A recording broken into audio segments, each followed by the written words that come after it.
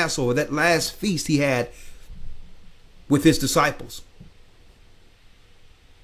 It gave it so much significance for that day, doing it on that same day and understanding what it meant to us without what?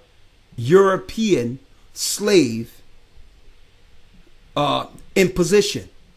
It felt so good to know, according to the Bible, what is the Passover and what Christ's significance is to it. Okay, how the disciples kept it after that from year to year. It felt so good to know that we are in the truth and we're following the holy days. All right, in spite of the lies. Will the pastors, the Christian pastors, stand up and say, you know what? Here's the history on Easter.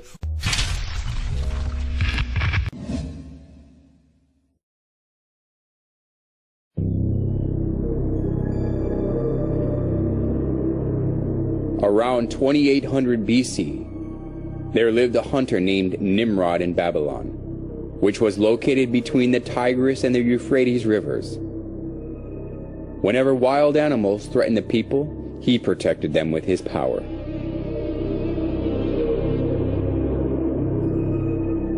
As people respected and supported him, Nimrod became arrogant and incited people to build the Tower of Babel. Come, let us build a tower that reaches to the heavens. Let us make a name for ourselves and not be scattered over the face of the whole earth. Such deeds of Nimrod that were against God has continued even after Nimrod had died. Semiramis, Nimrod's wife, insisted that Nimrod became the sun god. She cut Nimrod's dead body into pieces and sent them to each tribe of Babylon. People regarded the place where a part of Nimrod was buried as sacred.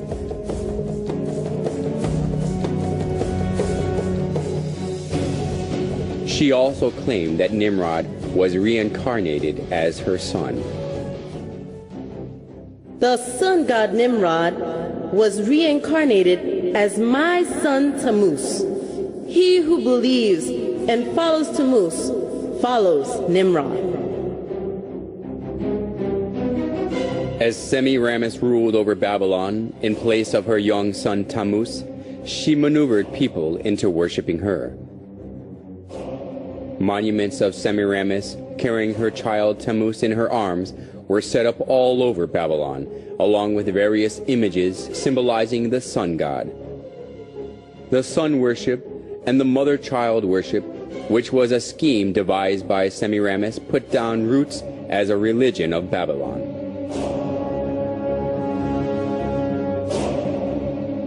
Idolatry stemmed from Babylon, spread to many countries after the Tower of Babel collapsed. It is because when the Babylonians were scattered over the whole world, they brought the sun worship and the mother-child worship. The sun worship and the mother-child worship were assimilated into the cultures and religions of many countries, and they came to have various forms and names.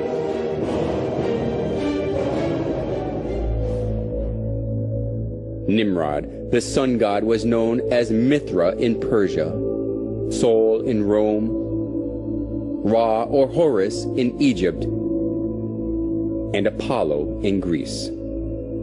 Semiramis and Tammuz, who were the start of the mother-child worship, was called Isis and Horus, Venus and Dionysus, Diana and Attis, and Astaroth and Tammuz, respectively. Besides these, the image of goddess, who is holding a baby in her arms, was venerated in many countries of the world. If so, was the mother-child worship the creature of an age, which was especially welcomed only in Babylon? Surprisingly, the mother-child worship of Babylon has been passed down through the thousands of years and still exists today. In Vatican of Rome, we can find the mother-child worship in its original state. Or the goddess Easter, or that name, and I denounce that altogether. From now on, I'll be following the Passover. I denounce Sunday worship. I denounce it altogether because you cannot get 3 days between Good Friday and Sunday. 2, you can't even count only 2 days. I'm going to denounce Sunday and I'm going to deal with the Sabbath like it says according to the Bible. Will you stand in truth? If not, the blood will be on your own hands. Read it, Shaphat.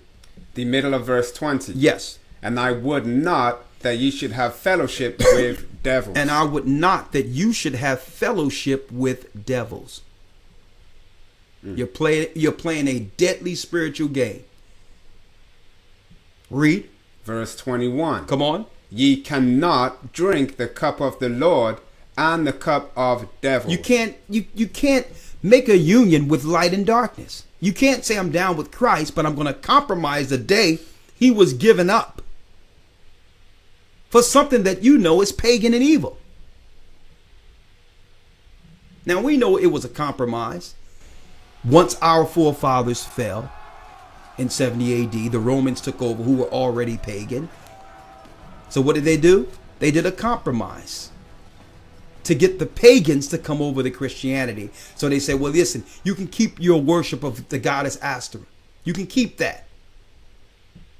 Since it comes around the same time during the spring, we'll just replace the Jews or the Israelites' Passover with your Easter. Now, privately, you can still do the same things, the same traditional practices. And that's where your Easter eggs and bunnies come in. Let me read this real quick. Ashtoreth. I'm going to read this from encyclopedia here. Ashtoreth. Ashtoreth was connected with fertility, sexuality, and war. Her symbols were the lion, the horse, the sphinx, the dove. That's why the Christians have the dove. And a star with a circle indicating the planet Venus. Pictorial representations often show her naked. She has been known as the defied morning and evening star. Now check that out. Now, wasn't Lucifer called the morning star too? You have to realize, brothers and sisters, thank you. You must realize that Satan comes in both forms, an hermaphrodite, male and female organs. So you're really worshiping Satan on both sides, male and female. That's on, yeah, okay. That's on a whole nother level. Hellenistically, they understood this, the Hellenist. You're still worshiping Satan on either side. It says here, thank you, I appreciate it. The deity takes on many names. Now, of course, there's different, what you would call cultural stories on this same deity, depending on which society or ancient society or religion or culture you study. But all of it's rooted from ancient Babylonian rituals. The stories changed as the times went, but all in all, it comes down to Satan. Okay, number one, Semiramis from ancient Babylon, another name for her, Ashtoreth or Easter, and their child, their virgin child, Nimrod, who came incarnate as Tammuz. Those are the three that are actually being worshipped in the Christian church today. Everyone have forgotten Christ and are sticking to their evil and wicked Babylonian traditions. Listen to this. The deity takes on many names and forms among different cultures according to Canaanite mythology.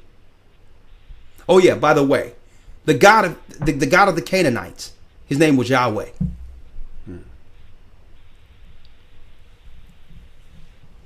Is one of the same as the Assyrian Babylonian goddess Ishtar. See that? Taken from the 3rd millennium BC, Sumerian goddess Inanna, the first primordial goddess of the planet Venus. That means a star or a fallen star. Inanna was also known by the Aramaic people as the god Atar, whose myth was construed in a different manner by the people of Greece to align with their own cultural myths and legends. As I said, each culture took it and believed in this goddess according to whatever mythology was going on during their particular times after the split of the Tower of Babel. They created their own stories from the same rooted deities, but the root deities we have here is Semiramis, Satan, and Nimrod at the tower. All in all, in a nutshell, and a matter of fact, let me show some of these. I can show it to people who are online here with me. Right here. Look at this, folks. Is that yours? One moment. Look at this horn goddess right here. That's Ashtoreth. That's what you're doing on Easter. Right? A figurine of Ashtoreth with a horned headdress. That's what you're really dealing with on Easter Sunday from year to year, which is pushed by the Roman Catholic Church and the harlots that come out of her. Okay? This is what you're really dealing with. Your food and drink are dealing with this deity right here. Ashtoreth, the horned goddess, the Baphomet. Okay, I wanted to show you all that real quick. It has nothing to do with Christ, folks. They're using Christ as the bait. Okay, now check that out. Christ is the bait to lure the ignorant down to hell. Read on it, Shaphat. Verse 21. Ye cannot drink the cup of the Lord and the cup of devil. You can't say you're down with the Most High and continue in wicked Christianity and celebrate Easter, especially after knowing her origin now. Right? Now, let's go to the book of Isaiah 1 and 13 real quick. Okay? Because my question remains the same. My question is, will Christians ever awaken to this deception?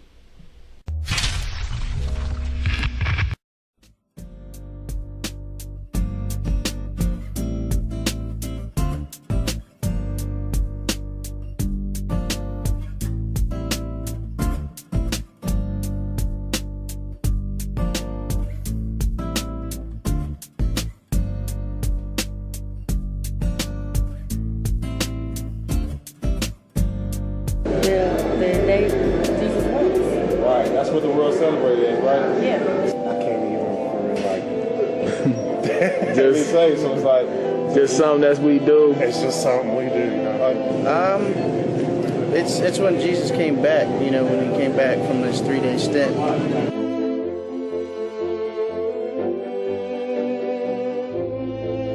long have you been celebrating Easter? Since I was born. Since you was born? Yeah, so it's kind of like a tradition that's been passed down. Huh? I've pretty much since I was a little kid, so I mean, it's just it's been a part of my life for 25, 26 years. How long have you been doing it? All your life, pretty much? Or how long have you been celebrating this? You know, I've been a Christian, a late Christian, for a long time.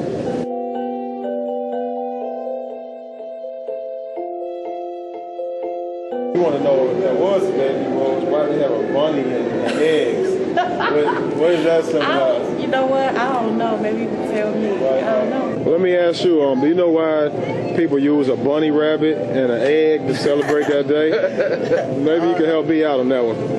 I think that was a marketing ploy for real. I think, you know, somebody said, what can I give, you know, these little kids so that they'll associate, you know, happiness, you know, because bunnies are happy animals. You know, they don't bother nobody. They don't ever kill nothing. You know, they want to associate happiness and the egg. I don't know. Bunnies don't lay eggs. So Like, I don't recognize that part of Easter at all. You know, so where do these things come from?